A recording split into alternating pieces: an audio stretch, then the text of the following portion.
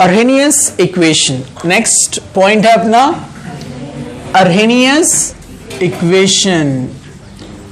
अर्हेनियस equation ये एक बहुत बड़ा अचीवमेंट, एक बहुत इंपॉर्टेंट स्टेप था केमिकल काइनेटिक्स में बहुत सारी चीजों को एक्सप्लेन करने के लिए। ठीक है, तो अर्हेनियस इक्वेशन को कैसे रिप्रेजेंट किया जाता है? वो सिंपली है K is equal to A e the power minus E A by R T.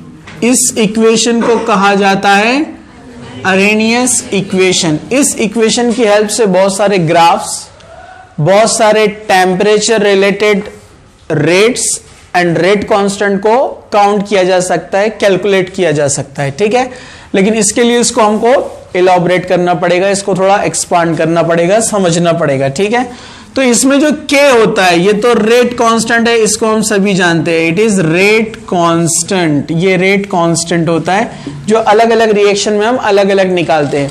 Her reaction का रेट कांस्टेंट अलग होता है। ठीक है, डेफिनेटली रेट अलग अलग है तो रेट कांस्टेंट भी अलग आएगा। रेट कांस्टेंट हम कैसे निकालते थे, याद है ना आपको? K is equal to, yes, जैसे R से निकालते थे, R is equal to K into concentration of reactant, और उसके पावर की हेल्प से हम उसको काउंट करते थे। भूल गए आप लोग? हम कैसे निकालते थे उसको? रेट इज इक्वल टू, याद है आपको? Rate is equal to K into concentration of reactant to the power जो भी रहेगा उसका। इस तरह से हम निकालते थे ना, जीरो ऑर्डर, फर्स्ट ऑर्डर, इसी की हेल्प से निकालते थे हम इसको। ठीक है, तो K की वैल्यू क्या होती थी वहां पर? कांस्टेंट होती थी। ठीक है, तो वो हर पर्टिकुलर रिएक्शन का एक रेट कांस्टेंट यहां पर होता है। ठीक है, ओके, फर्स्ट ऑर्डर का अलग था, जीरो का अलग था। ठीक है, तो अब यहां पर K रेट कांस्टेंट होता है, A जो है ये अर्हेनियस कांस्टेंट है। मतलब कोई भी इक्वेशन को एक कांस्टेंट आकर क्या करता है? बैलेंस करता है, और एक ऐसी फिक्स वैल्यू बताता है जो कि स्टैंडर्ड होती है, तो उसमें वो है अर्हेनियस। इसको ऐसे ही बस आपको याद रखना है, अर्हेनियस कांस्टेंट। ओके, ये तो एक्सपोनेंशियल है और ये उससे पहले आता है, इसलिए अर्हेनियस कांस्टेंट को प्री एक्सपोनेंशियल भी बोलते हैं। अर्हेनियस कांस्टेंट को क्या बोलते हैं? Pre exponential constant. उसमें EA कौन है? एनर्जी, एनर्जी एक्टिवेशन, देखा ना अभी अपन ने? ओके, R कौन है? Gas constant. ये गैस कांस्टेंट होता है, ओके, जो कि कितना होता है? 8.314 जूल। याद है आपको? 8.314 जूल, याद है? ओके, तो ये, क्योंकि इसको भी हम जूल में काउंट करते हैं। ठीक है, मैं ग्राफ में आपको कैलोरी में बता रहा था, यहां पर इसको जूल में काउंट करते हैं, तो डेफिनेटली R भी क्या में आएगा? जूल में। और T is the temperature, T होता है टेम्परेचर। ओके, तो दिस इज अबाउट अर्हेनियस इक्वेशन। अब हम आगे बढ़ते हैं। अगर अर्हेनियस इक्वेशन को हम लॉग लेते हैं, ठीक है, अर्हेनियस इक्वेशन है K is equal to A e power minus E A by R T. अगर हम इसका लेते हैं लॉग, नेचुरल लॉग, तो दोनों साइड लेना पड़ेगा, तो इक्वेशन बनती है ln k, natural log of k is equal to natural log of A e power minus E A by R T. अब ये इनटू में यहां पर मल्टीप्लीकेशन है ना, तो दोनों का लॉग निकालना रहा तो क्या करना पड़ता है? प्लस, मतलब ln k is equal to ln of a plus ln of e to the power minus E A by R T. तो इसका क्या बन जाता है? इसका ln जब निकालते हैं अपन e टू द पावर का, तो डायरेक्ट जो वैल्यू है वो आ जाती है minus E A by R T. जैसे होता है, आप बेसिक तो जानते हैं मैथ्स मेरे से ज्यादा, कि हम बोलते हैं ln x x to the power a का बनता है आंसर a। मालूम है ना आपको? तो वैसे ही इसका जो आंसर है वो क्या बनेगा? ln k is equal to ln a plus minus EA upon RT, क्योंकि यहां जैसे पावर A था ना, तो यहां पावर कौन है, माइनस EA बाय RT, तो ये एक ही जगह पे अपन ने उसको वहां डायरेक्ट रख दिया है. Okay, plus minus ln k is equal to ln A minus EA upon RT. ये हुए एक इक्वेशन यहां पर. ओके, ln को, नेचुरल लॉग को लॉग बेस 10 में कन्वर्ट करना है, तो कैसे मल्टीप्लाई करना पड़ता है, 2.303. अगर ln x है और इसको लिखना है लॉग बेस 10, जो अपन लॉग बुक से निकालते हैं, तो क्या करना पड़ता है, 2.303 इंटू एक्स. पता है ना आपको, अरे पता है कि नहीं है? तो इसको भी log 10 करना है, इसको भी log 10 करना है, तो क्या बनेगा, log 10 पहले लिखेंगे ना उसको, हाँ 2.303 log बेस 10 k. और यहां क्या छूट गया, a छूटा ना, अरे नहीं, ये तो अपना एक्सप्लेन कर रहे थे हम, ठीक है, ये ऊपर है. 2.303 log बेस क्या बन गया ये, 10a. Okay, minus EA upon RT. अगर ये 2.303 वाली ये इक्वेशन को मल्टीप्लाई किया जाए, मल्टीप्लाई नहीं, डिवाइड करते हैं, divided by, this equation is divided by 2.303. इस इक्वेशन को 2.303 से डिवाइड करेंगे, तो 2.303 अपॉन 2.303 log 10 k बन जाएगा. कैंसिल हो जाएगा ना, ये भी कैंसिल हो जाएगा, तो क्या बनाएगा, log 10 a. और यहां नीचे कौन आ जाएगा, क्योंकि सबको डिवाइड करना है ना, पूरे फैक्टर्स को, 2.303 RT. ये इक्वेशन हमारे लिए यूजफुल है, इसको हम देखने वाले हैं. ओके, राइट फास्ट, फिर आगे जाते हैं. तो अब यहां पर हम अरेनियस इक्वेशन को आगे बढ़ाते हैं. Eight different temperature, at different temperature. तो एक बात अभी हमने यहां पर देखी कि टेम्परेचर बढ़ाने से रिएक्शन का रेट बढ़ता है, तो कांस्टेंट पे भी इफेक्ट होगा, वेरिएबल है, तो उसके साथ साथ कांस्टेंट भी चेंज होगा विथ टेम्परेचर. तो अगर हम दो टेम्परेचर लेते हैं T1 एंड T2, तो ये जो इक्वेशन अपने को मिली है, ये इक्वेशन चेंज हो सकती है. जैसे अगर हम इसको लेते हैं at the temperature, at temperature T1, at temperature T1 अगर हम यहां पर इसको लेते हैं, तो इक्वेशन बन जाती है ln K1, क्योंकि ये भी वेरिएबल हो जाएगा यहां पर स्पेसिफिक टेम्परेचर के लिए, ln A प्लस माइनस क्या बन गया था, minus EA upon RT1. T1 पे ले रहे हैं ना हम इसको. Okay, equation 1 at temperature T2, equation क्या बनेगा, ln K2 ln A minus EA upon RT2. Equation number 2, equation 2 minus equation 1. 2 में से अपन 1 को माइनस कर देते हैं, तो डेफिनेटली क्या होंगे यहां पर, ln K2 minus ln K1, ln K2 minus ln K1, ln A minus ln A cancel, बराबर है ना, प्लस माइनस कैंसल. अब आ जाएगा कौन, माइनस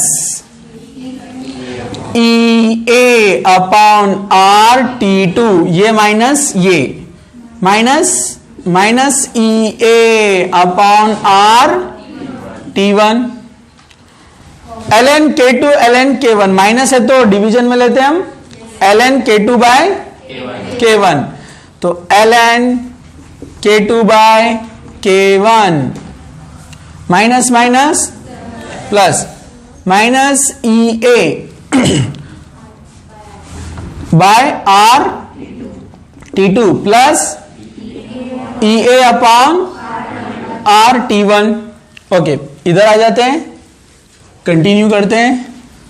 तो ये आ गया ln K2 by K1 minus EA upon RT2 और ये plus EA upon RT1। ln K2 upon K1 common लेते हैं EA upon R, EA upon R common ले लिया है, तो इसको बाकी को हम ऐसे लिख सकते हैं 1 upon T1 minus 1 upon T2। सबको पता है बेसिक। ओके, फिर इसको आगे और सॉल्व करते हैं। ln K2 upon K1 is equal to, क्या लिख सकते हैं इसको, EA upon R T2 minus T1 upon T1 T2। ठीक है, तो at various temperature, at different temperature and at different constant, this equation helps to calculate temperature by knowing another temperature with two constant, or we can calculate one constant by knowing another constant with two temperature। समझे आपको? इस तरह से हम इसको find कर सकते हैं। ओके, ln को हटाने का है log 10 2.303, तो 2.303 log base 10 K2 by K1 is equal to EA upon K। इधर कौन है, सॉरी R है, नहीं है, T2 minus T1 into T2। 2.303 को नीचे भेज सकते हैं, सो log 10 K2 upon K1 EA upon 2.303 R T2 minus T1 upon T1 T2। ये भी इक्वेशन यूजफुल है। Okay, right. चलिए, तो अरेनियस इक्वेशन सबसे पहले जो अपन ने देखी वो कौन सी थी, K is equal to A e to the power minus EA upon RT। ये फर्स्ट इक्वेशन देखे हमने। उसके बाद एक ln वाली इक्वेशन देखे, ln K is equal to ln A, और इसको सॉल्व करे थे अपन ने, कौन सी साइन आई थी यहां पर, माइनस EA अपॉन RT। ये एक इक्वेशन देखे थे हमने। ओके, एक और एक इक्वेशन देखे थे हमने, log 10 K is equal to log 10 A minus EA upon 2.303 RT। इसी को सॉल्व करके बनाए थे ना। हाँ, ये तीन इक्वेशन है, जरा ध्यान से देखिए। तो y is equal to C plus mx या mx प्लस C, ये जो इक्वेशन है ग्राफ के लिए हम यूज करते हैं, वो यहां पर अप्लाई करना है इन तीन इक्वेशन के लिए। ओके, तो फर्स्ट इक्वेशन लेते हैं हम, ये वाला जो लास्ट वाला दिया हुआ है, log 10K, मतलब हम K की जो अलग अलग रिएक्शंस करेंगे उनके जो कांस्टेंट्स आएंगे यहां पर, तो कांस्टेंट्स का log निकालेंगे, और जो log की वैल्यू है ग्राफ में कहां पर रखेंगे, y पर। तो पहला equation this one, log 10K log 10A minus EA upon 2.303 RT first. तो ये बनेगा ग्राफ इस तरह से।